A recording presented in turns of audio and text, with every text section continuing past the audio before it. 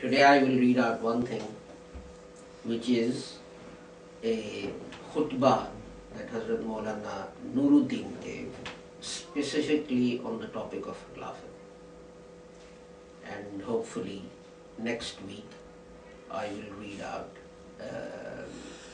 an extract from a speech which Mian Bashiruddin Mahmud Ahmad Sahab, who was the founder of the Qadiani Jamaat, a speech that he made, again in relation to Khilafat and whether Khilafat is mentioned in Al-Wasiyyat or not.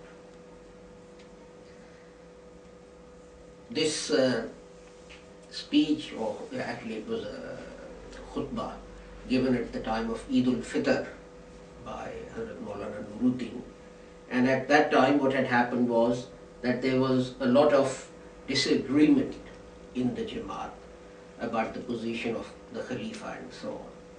So this is the particular context of Hazrat Maulana giving this khutbah. As I have to translate this, I may not finish this week. Maulana Nuruddin said, "Koi kaum sawai wahdat ke nahi ban sakti." No people, no nation can become anything without unity. बल्कि मैं तो कहता हूँ, but I go so far as to say कि कोई इंसान सवाए वहदत के नहीं इंसान नहीं बन सकता. That a human being cannot become a human being without unity. कोई महल्ला सवाए वहदत के महल्ला नहीं बन सकता. An area or a street cannot truly become a street without unity. और कोई गांव सवाए वहदत के गांव नहीं बन सकता. And a village cannot become a village without unity. और कोई सल्तनत सवाए वहदत के सल्तनत नहीं बन सकती. And no government or no country can become a country without unity.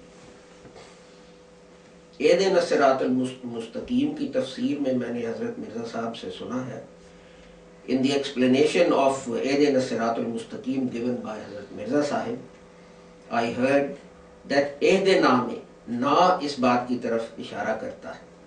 That in एहदिना ना points to the fact कि सवाए जमात के अल्लाह ताला से बाज़ खास फजल कोई इंसान नहीं मिल सकता.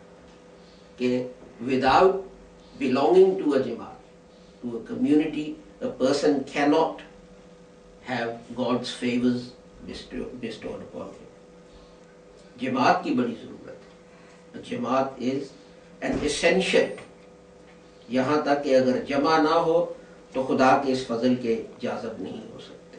Such that unless you are together, you will not be graced with that blessing from Allah.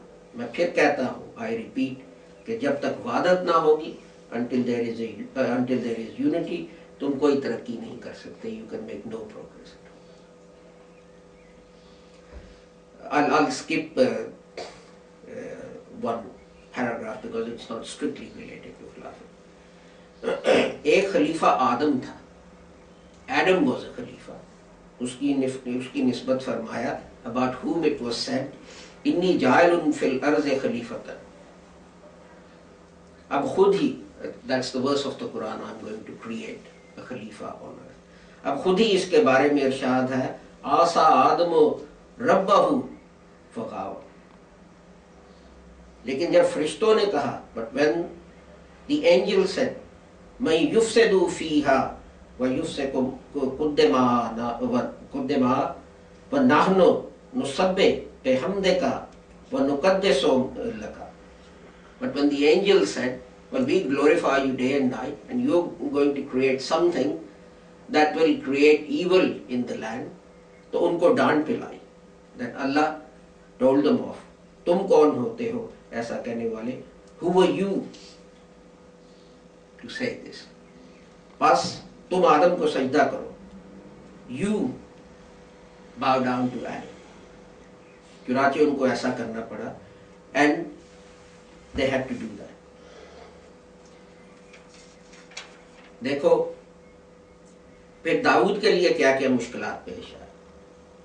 Now look at the problems that David had. मैं इस किस्म का किस्सा गो वाइज नहीं. I'm not a preacher who tells you stories.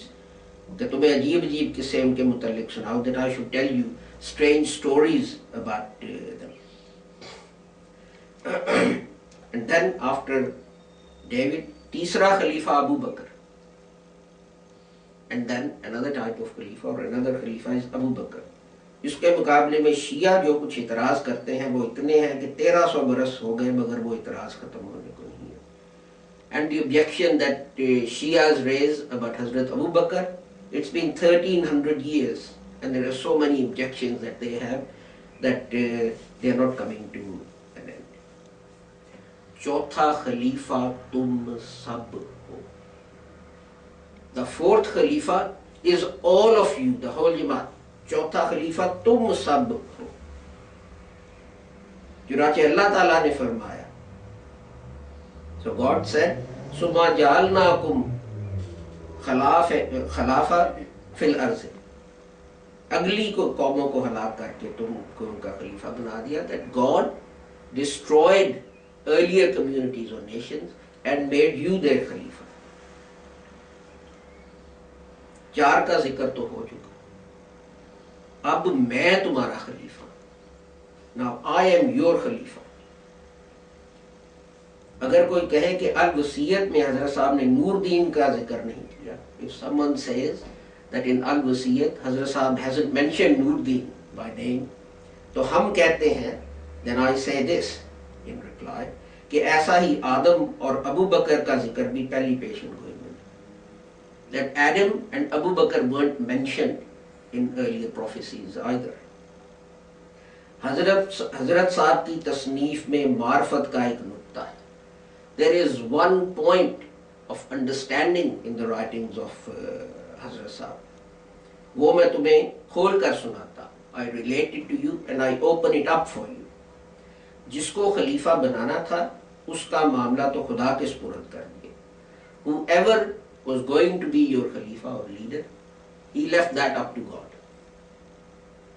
उधर 14 अशखास को फरमाया. But on the other hand, he said to 14 people कि तुम बैयत मजमूई खलीफातुल मसीह. That collectively you 14 people are my खलीफा. तुम्हारा फैसला कती फैसला. Your decision is absolute. और गवर्नमेंट के नजदीक भी वही कती है. And so far as the government is concerned, that decision will be binding and absolute. फिर उन 14 के 14 को बांध कर एक शख्स के हाथ पर बैत करा दी कि उसे अपना खलीफा. Then he bound together 14 of them and made them take the bat on one person's hand, that you 14 believe this person to be your khalifa. So Hazrat Maulana Nuruddin is those 14 people's khalifa. और इस तरह तुम्हें इकट्ठा कर दिया. And that is how he unified you. फिर ना सिर्फ 14 का, but then after that, not only those 14 people, बल्कि तमाम कौम का मेरी खिलाफत पर अजमा हो गया. But the whole community agreed on my khilafat. Now, you see, the important point about this is that Hazrat Maulana Nuruddin says in Al-Wasiyat, Hazrat Sahab hasn't mentioned Khalaf. Hazrat Maulana Nuruddin says that Hazrat Sahab has made Anjuman the Khalifa, his Khalifa. तो वे बहियत मजमूई, collectively, Khalifatul Masih ho. These are Maulana's own words, Khalifatul Masih. So those 14 people are the Khalifa. But what happened was that those 14 people voluntarily, collectively took an oath of allegiance on Maulana's head. And that is how they became the Khalifa. And then he goes on with his khutbah. But some of it is because it's about what was happening at the time, is perhaps not relevant here. But what is relevant is what was the concept of Khilafat in Hazrat Maulana Nuruddin's mind. And that was the concept, and that's the important point to remember. When Mian Sahib wanted to become the Khalifa, those 14 people refused, or a majority of those 14 people refused to take his oath to obey him or to accept him. And that is the essential difference. Next week I will go through what Mian Sahib himself had to say about this in 1932, I think it was, whether he agreed with this concept of Khilafat or not.